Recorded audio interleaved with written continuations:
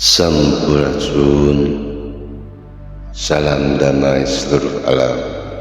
Salam selaras. Salam metamorfosa.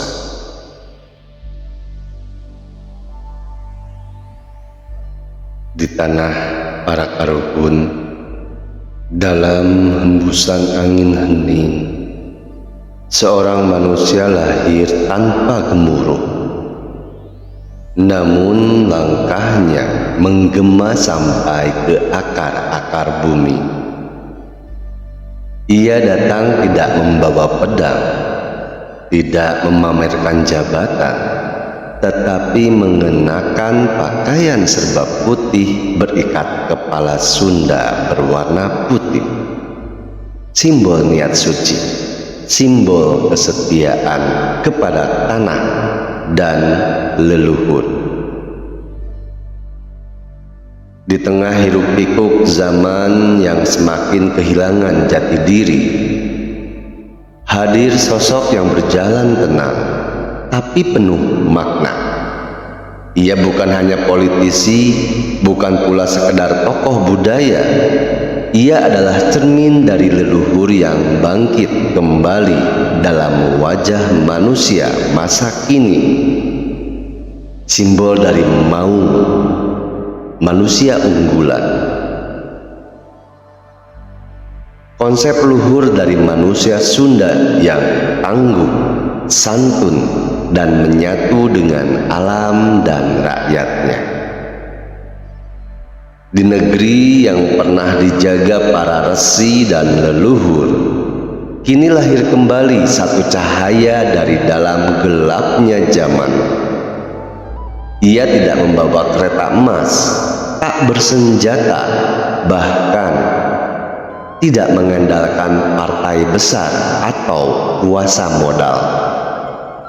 Ia hanya membawa kasih, kebenaran, dan kesadaran yang terbit dari rahim peradaban Sunda.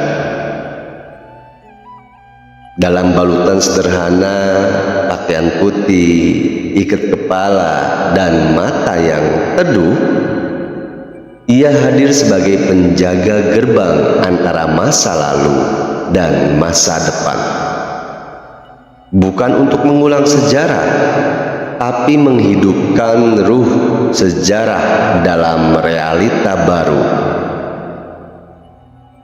Itulah Kang Deddy Mulyadi. Bukan sekedar nama, melainkan gema panjang dari Pajajaran yang tidak pernah benar-benar punah. Dialah Kang Deddy Mulyadi, Satria Pajajaran, yang menjelma jadi sahabat bumi dan penjaga nilai-nilai budaya Sunda. Ia hadir bukan hanya dalam balutan simbol, tapi dalam tindakan nyata. Sebuah perjalanan hidup yang membawa nilai-nilai leluhur ke tengah dunia modern, mempertemukan kembali rakyat dengan akarnya. Sebuah kesadaran yang membangkitkan bahwa manusia sejati adalah yang hadir untuk sesama, untuk alam, dan untuk nilai-nilai luhur kehidupan. Dalam setiap jejaknya, KDM membawa pesan dari naskah kuno seperti Siksa, Kandaang, Karesian, bahwa menjadi resi bukan hanya perkara bertapa di gunung, tetapi hadir di tengah rakyat dengan laku hidup yang nyunda. Silih asih, silih asah, silih asuh. Ia membangkitkan kembali nilai-nilai pikukuh Sunda, leuleus jeung lulugu, atau lentur tapi teguh, someah hade kasema, ramah pada tamu dan semua, cager, bager, bener, pinter, singer, luber, ngajen ka alam, ka karuhun, ka sasama. Nilai ini dijadikan roh dalam setiap kebijakannya, bahkan ketika ia duduk di kursi kekuasaan. 100 hari lebih menjadi gubernur. Tentunya ada evaluasi dan kontroversi yang terjadi.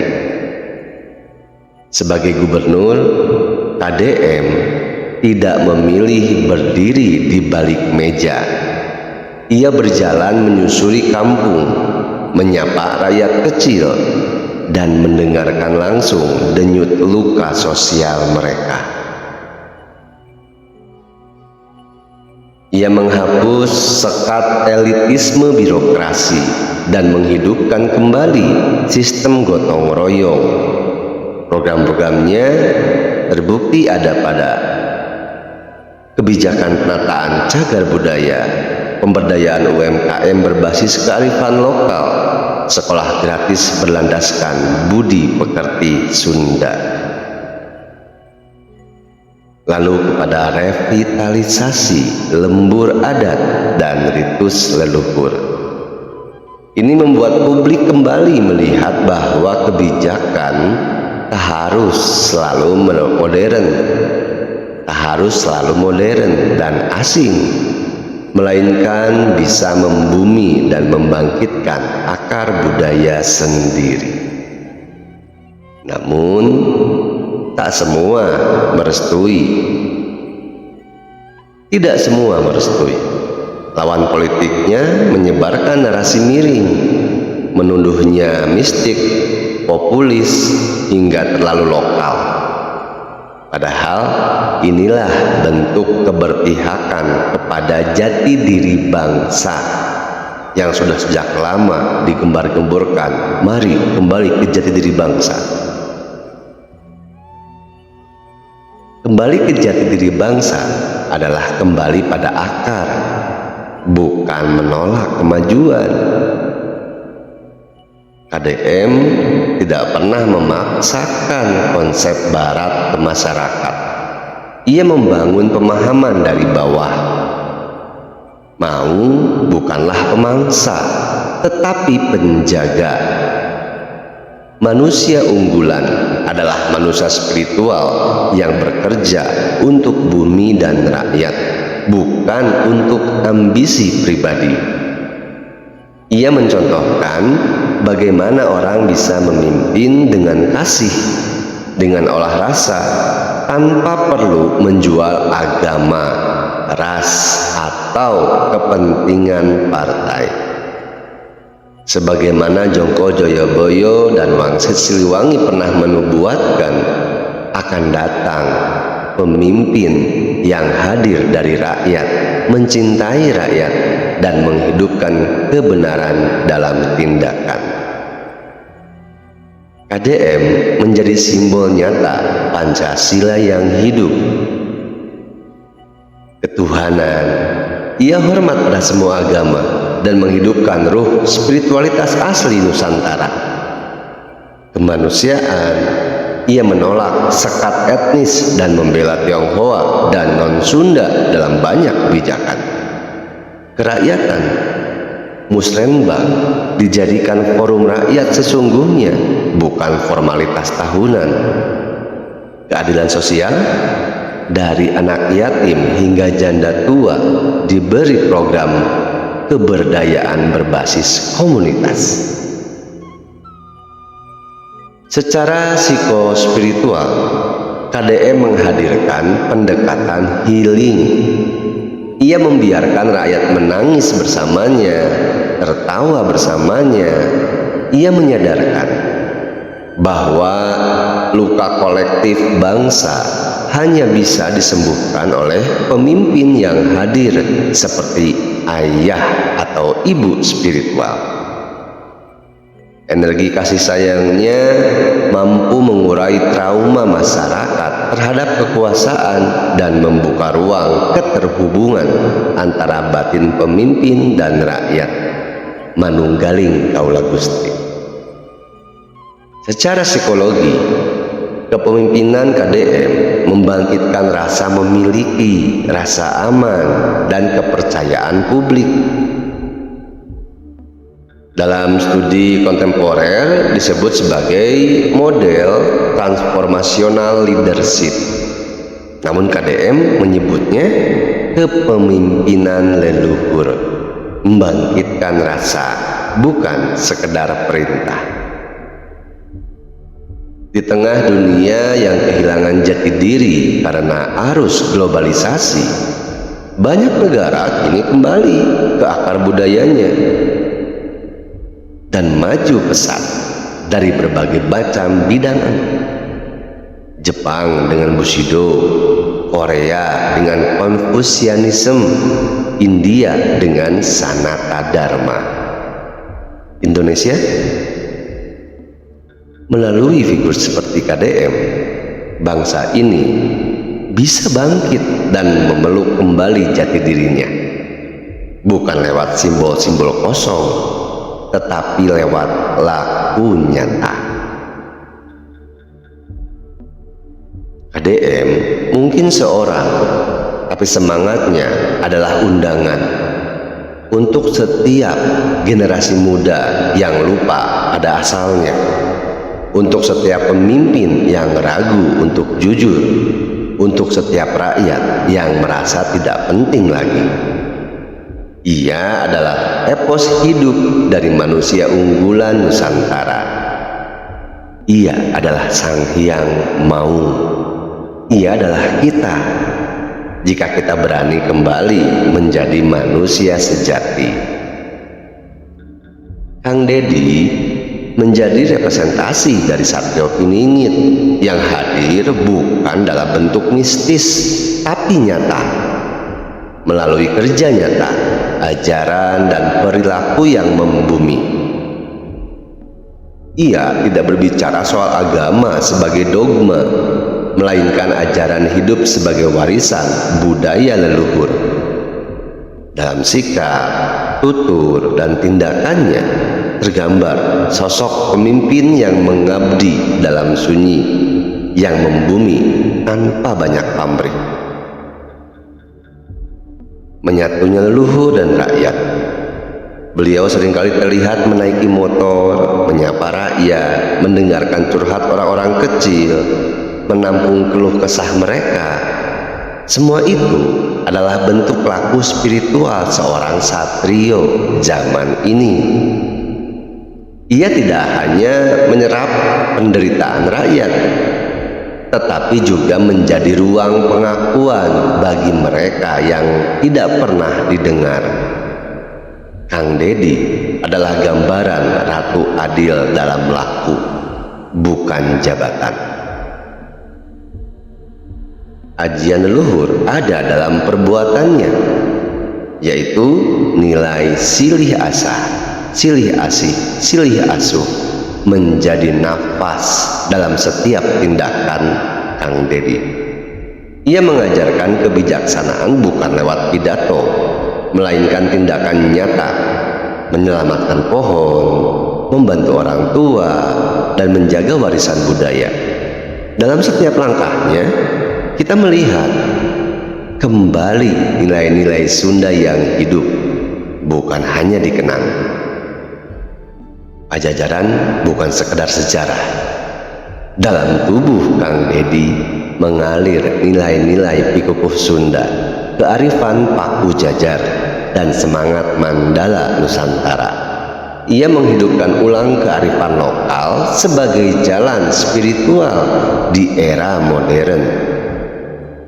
Ia tak hanya menjaga artefak, tetapi menanam kembali semangat leluhur di tanah batin generasi muda. Beliau seringkali menyampaikan narasi satir yang menyentuh. Meski sering menggunakan humor, celotehan Kang Deddy punya kedalaman spiritual yang halus, menyindir kerakusan, keserakahan, dan lupa asal-usul. Ia menjadikan kontennya bukan sebagai hiburan murahan, tapi sebagai panggilan kebangkitan. Kritik sosial disampaikan dengan jenaka, namun tetap menyayat kesadaran. Kang Deddy berjalan di antara pohon tua, ekologi dan simbol alam. Bersujud di tanah, mendekap warisan bumi seperti anaknya sendiri. Dalam setiap ekspresi tubuh dan interaksinya dengan alam, terlihat hubungan sakral antara manusia dan bumi. Ia adalah penafsir baru dari ajaran Sunda Wiwitan dan falsafah Tritangtu di Buana. Perjalanan spiritual dalam aksi sosial, itulah perjalanan Kang Deddy. Bukan hanya politis, tetapi spiritual. Ia berjalan seperti seorang resi membawa pesan leluhur di pundaknya, menjadi medium kesadaran kolektif bangsa yang sedang tercerabut dari akarnya. Ia tidak mengajak rakyat ke surga, tapi membawa surga hadir dalam tindakan sehari-hari. Ia sosok ayah bagi generasi baru. Ia adalah panutan yang dekat dan hangat. Anak-anak muda melihat sosok bapak, bukan hanya pemimpin. Dari sanalah berawal ada sebutan Bapak Aing. Ia mendengarkan, membimbing, dan menjadi teladan bukan karena jabatan, tapi karena laku. Disinilah kekuatan sejati pemimpin sejati, bukan yang ditakuti, tapi yang dihormati karena kehadirannya yang tulus. Kang Deddy, titisan maung dan cahaya pengingat. Dalam falsafah Sunda, maung bukan hewan buas, melainkan simbol manusia unggul, manusia unggulan yang tajam tapi berwelas asih, gagah tapi rendah hati, kokoh tapi merunduk seperti padi. Kang Deddy bukan tampil untuk dipuja, tapi untuk menghidupkan kembali rasa yang lama hilang. Rasa malu pada kemunafikan, rasa hormat pada tanah tempat berpijak, rasa syukur pada warisan leluhur, rasa tanggung jawab pada rakyat kecil yang terluka. Itu rasa yang lama hilang. Ia bukan hanya pemimpin. Kang Deddy Mulyadi bukan hanya pemimpin. Ia adalah resonansi kesadaran. Dan mereka yang pernah memusuhinya atau masih memusuhinya, pada hakikatnya sedang memusuhi cermin kesadaran diri mereka sendiri yang selama ini mereka tolak. Dalam langkah-langkahnya yang menyusuri desa, sawah, dan pasar, Kang Deddy tidak berkhotbah, ia bertindak. Inilah laku leluhur di jalan modernitas. Ketika pohon tua hampir ditebang, ia peluk dan lindungi. Ketika rakyat tertindas, ia dengar dan bela. Ketika birokrasi jadi benteng kemanusiaan, ia runtuhkan dengan keramahan dan ketegasan. Nilai-nilai siksa kanda angkarsia bukan dibacakan, tapi dijalani. Selih asa, selih asih, selih asuh bukan jargon, tapi nafas kesehariannya. Di era ketika agama dijadikan alat kekuasaan, Kang Deddy mempraktekkan spiritualitas sebagai jalan pengasuhan kolektif. Bagi yang mencaci, ia menjawab dengan diam. Bagi yang menuduh mistik, ia jawab dengan laku nyata. Dan di sanalah justru kekuatan moralnya mengakar kuat. Kontroversi, fitnah, dan transformasi musuh itu jadi cermin. Ia difitnah, dituduh populis, mistis, dan terlalu Sunda. Tapi bukankah tiap cahaya akan membuat bayangan menjadi jelas? Lawannya sebenarnya sedang diperlihatkan sisi gelap dalam dirinya sendiri.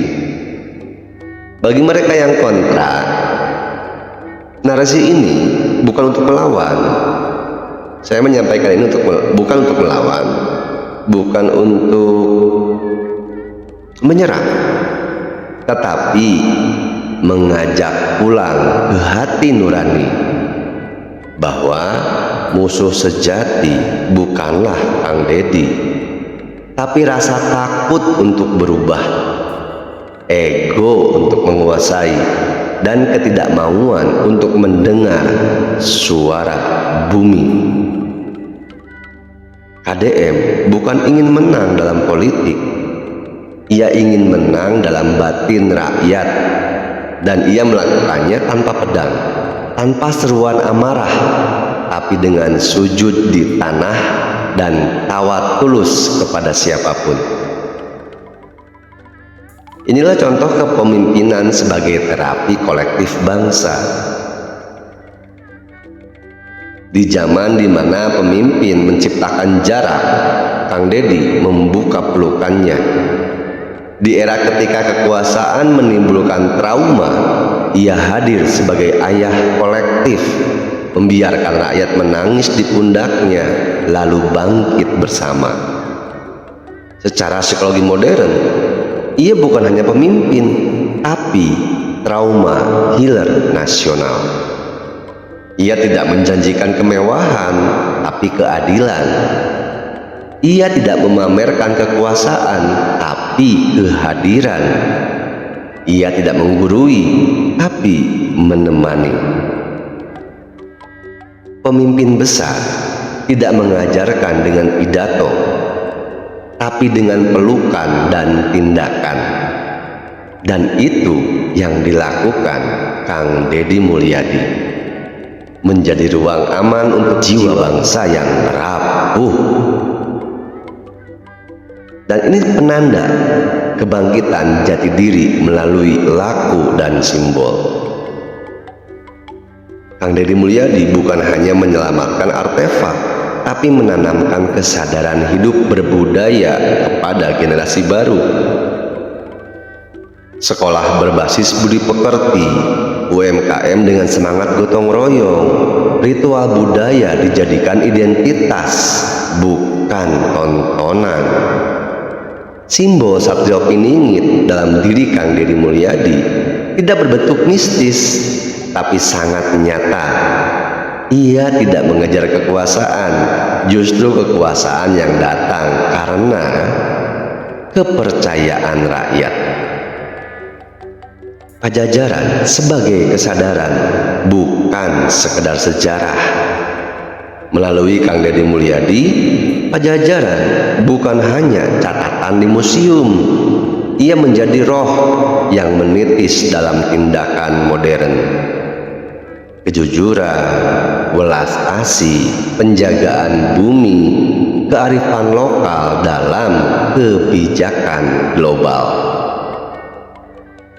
Sama seperti India yang kembali pada Sanata Dharma, Jepang pada Bushido, dan Korea pada nilai Konfusianisme, Indonesia harus kembali pada pikukuh Sunda, Pancasila sejati, dan semangat gotong royong.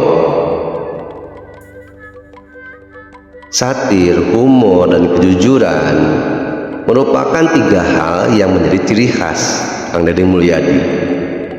Dalam konten-kontennya, Kang Deddy sering menggunakan humor, tapi bukan humor murahan. Celotehannya menusuk halus, menyindir lembut, tapi menyadarkan. Seperti ada beberapa kata-kata kutipannya, orang sombong itu biasanya sedang takut. Yang paling kaya bukan yang paling punya mobil. Yang paling kaya bukan yang punya mobil, tapi yang bisa senyum tulus. Kalau ada yang bilang dia seperti stand up komedian, subjektivitas saya menyebutkan bahwa KDM bukan stand up komedian. Ia adalah stand up consciousness, stand up kesadaran. Karena membangkitkan tawa sambil mengguncang batin. Kita bersama tidak sedang menyaksikan konten viral, bukan sekedar sedang merayakan euforia kehadiran pemimpin seperti KDM. Kita sedang menyaksikan bangkitnya kesadaran lama yang tidur. Kang Deddy Mulyadi bukan sekedar tokoh, ia adalah perwujudan dari pesan-pesan para leluhur. Manusia sejati adalah yang hadir untuk sesama, alam, dan kesadaran dirinya. Sekarang, saat ini, kini, pilihan ada di tangan kita, ada di tangan saudara-saudari Baraya semua yang mendengarkan ini. Maukah kita menjadi bagian dari kesadaran itu? Kita tidak sedang menonton seorang tokoh sekali lagi. Kita sedang diingatkan akan siapa kita sebenarnya. Di balik sosok Kang Deddy, ada pesan semesta untuk para generasi muda. Beranilah menjadi manusia sejati. Untuk para pejabat, jadilah pelayan, bukan penguasa. Untuk rakyat, bangkitlah, jangan tunggu diselamatkan. Sang Hyang mau bukan hanya Kang Deddy Mulyadi. Kang Deddy Mulyadi adalah kita. Jika kita siap kembali menjadi anak bangsa yang sejati. Itu saja yang saya bisa sampaikan mengenai opini saya terhadap Kang Deddy Mulyadi dari kepemimpinannya menjadi Gubernur Jawa Barat 100 hari lebih, sebagai responsif dari permintaan subscriber dan penonton channel YouTube Sanggama. Sampai berjumpa lagi, sampai bertemu lagi. Ini hanyalah subjektivitas opini seorang raja rahasia. Sampai berjumpa lagi di Sanggama, sahabat metamorfosa. Sadarkan bangsamu, bangkitkan leluhurmu, jadilah manusia sejati. Sampurasun. Om Rahan Saagung Jumadi.